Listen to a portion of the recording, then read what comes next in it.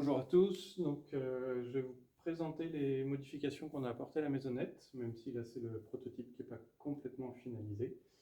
Donc déjà on l'a complètement modifié pour qu'il soit montable entièrement avec la découpeuse laser, donc tout était coupé avec des emboîtements, donc on voit il y a des tenons mortaises de partout.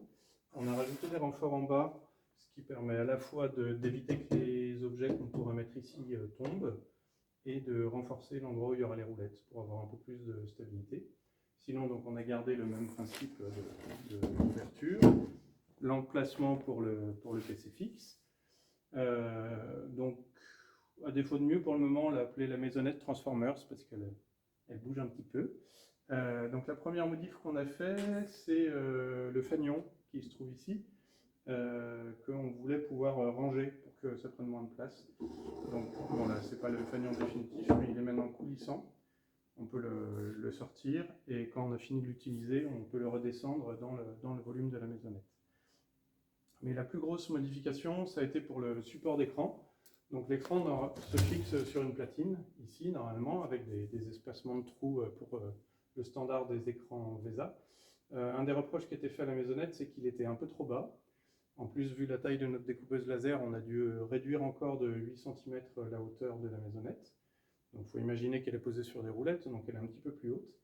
Et donc ce qu'on a fait, c'est que cette partie, le support d'écran, en fait, si on enlève ce tourillon, ici, et qu'on attrape l'écran, on peut soulever l'ensemble, le toit se soulève avec, et on peut choisir à quel endroit, à quelle hauteur on va le bloquer en remettant le tourillon. Donc c'est assez rapide en attrapant l'écran.